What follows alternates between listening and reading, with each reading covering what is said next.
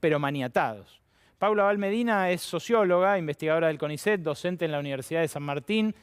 Pablo Manzanelli es el coordinador del Centro de Investigación y Formación de la CTA, el CIFRA, una referencia también para los economistas críticos, heterodoxos. Gracias por venir a ambos. Gracias. Hola, por la buenas invitación, noches. Marco. Bueno, es un cuadro difícil y es un cuadro muy restringido. ¿Se puede hacer algo por mejorar los ingresos populares y que eso no se vuelva una espiral de hiperinflación y disparada del dólar, como suponen el Ministerio de Economía, Pablo? Yo creo que es fundamental, digo, estamos en una crisis, a veces estaba bien mirando tu editorial y bueno, los números, ¿no?, que uno ve de esta crisis tan profunda que venimos arrastrando hace, como vos decís, 2018, pero muy profundizada en la pandemia. Y la verdad que a veces uno siente que no somos conscientes de la magnitud, ¿no?, de esta crisis. Y yo creo que hay un número que a mí me sorprendió mucho, ¿no? El último dato que tenemos completo para medir el empleo, tercer trimestre de 2020, daba una pérdida de 2.200.000 empleos. Cuando vos mirás la tasa de desocupación, daba al INDEC 11,7%. Sí, eso esconde un poco, porque me voy a poner un poco técnico, pero la desocupación se mide sobre la población económicamente activa. La gente que dejó de buscar no está computada. Exactamente. Si vos computás eso, llegás a 19,4. Sí, es dramático. Es dramático, es una situación muy profunda. Pero vuelvo a la pregunta por la restricción. Yo creo que justamente lo que necesita la economía argentina es un shock de consumo. Esto es lo que no está puesto en estos términos en la política económica del gobierno, y me parece importante plantearlo. Y margen hay. Margen para aumentar hay. Ahora volvemos a eso y de dónde sale ese margen. Paula, vos el fin de semana, en una nota realmente cáustica, advertiste que el gobierno retiró el estímulo principal, el IFE, y dejó a la intemperie a los que más lo necesitan. Sí, tal cual. Creo que pocas veces es tan claro la definición política y el efecto, ¿no? Lo que uno encuentra hoy, y me parece que lo hablamos todos, ¿no? Por lo bajo, por lo menos lo decimos todos, es la miseria generalizada estallando en la calle. Y cuando eso ocurre, el nivel de deterioro social es inmenso. Y además es importante decir qué significa deterioro social, desde dónde se cae hasta dónde se llega. ¿Qué significa?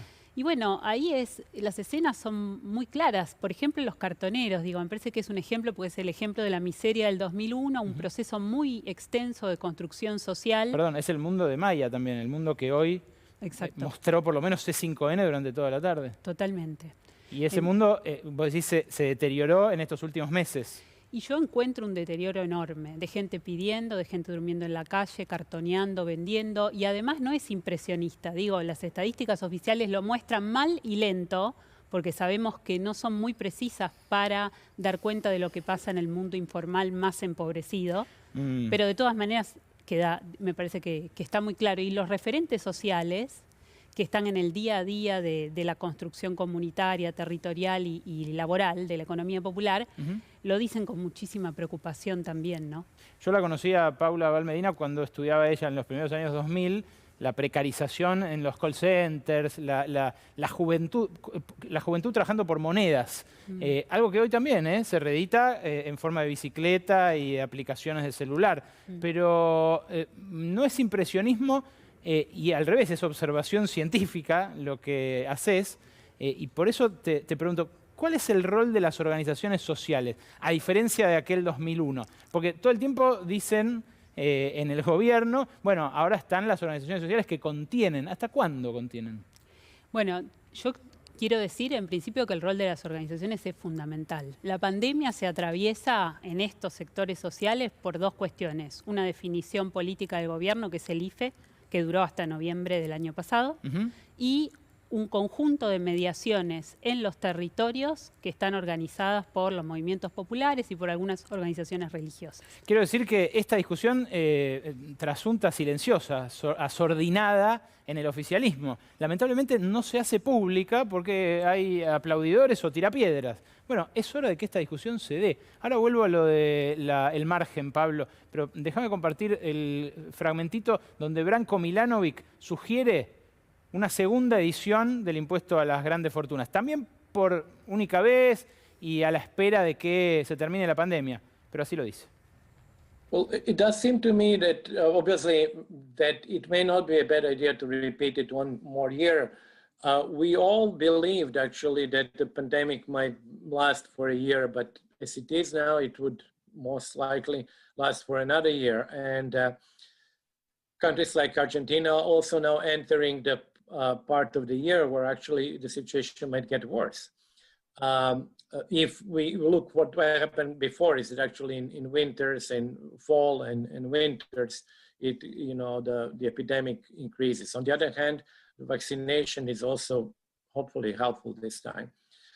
So yes, to answer, concretely your question, yes, I think actually having it for another year under these very special circumstances, I think would not be a bad idea. ¿Te referías a algo así, Manzanelli, cuando decías que hay margen? Bueno, cuando pensamos el impuesto a la grande fortuna, lo pensamos por única vez, ¿no? Como una situación extraordinaria. Y me acuerdo que en los debates de ese momento se planteaba que en realidad lo que se requería es una reforma tributaria, ¿no? Porque estamos en una situación dramática, pero además arrastramos una estructura muy regresiva, ¿no? En términos impositivos. Y bueno, vos mencionabas lo de Massa, ¿no? Que reduce, pero al mismo tiempo el Poder Ejecutivo envió ahora una modificación del impuesto a la ganancia que me parece bastante interesante. Creo que se queda corto, habría que aumentar un poco más, ¿no? Es un incremento de las alícuotas del impuesto a las ganancias de las empresas, que va para las pymes de 25 a las grandes que llega a 35, ¿no? Es como desandar lo que hizo el gobierno de Macri, que fue bajar ese impuesto, que es muy progresivo, por cierto, y lo hace de una forma que es novedosa para el país. Creo que medidas de este tipo se pueden tomar y, bueno, yo no descartaría otro aporte extraordinario, ¿no? Pero me refería cuando decía margen... Sí, para un shock de consumo. Para un shock de consumo. Eso parece mucho, por lo menos para cuando uno lo escucha en su hablar austero al ministro de Economía.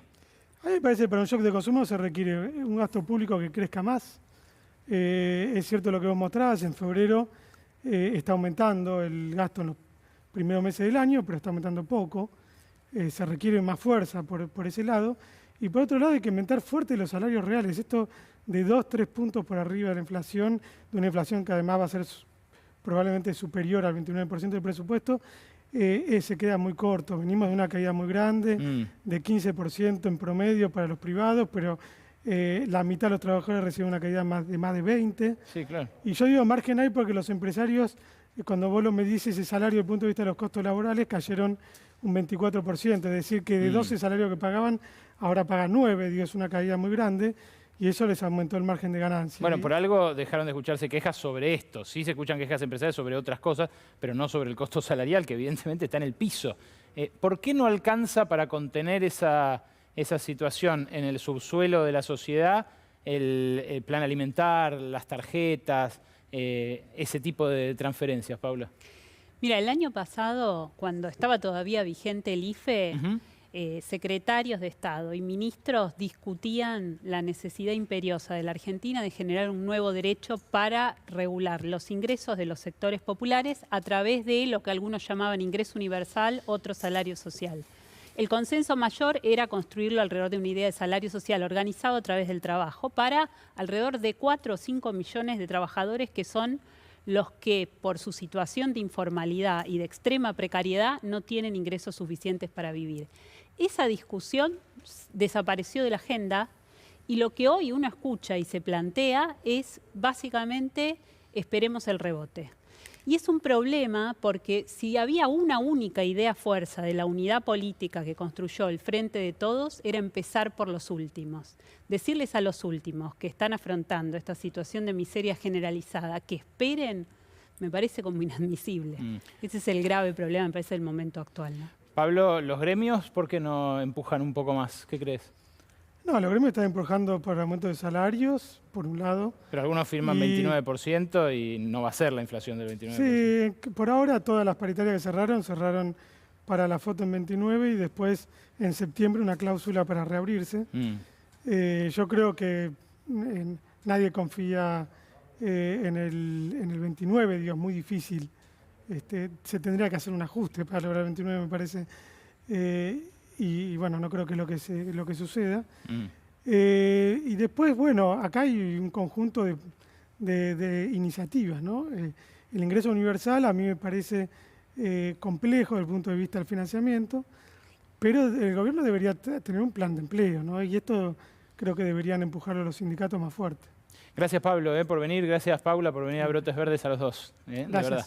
Esto que estás escuchando está acá. O sea, si estas son las coordenadas del debate, me da la sensación de que están todos amuchados acá y esto que acabas de escuchar está acá.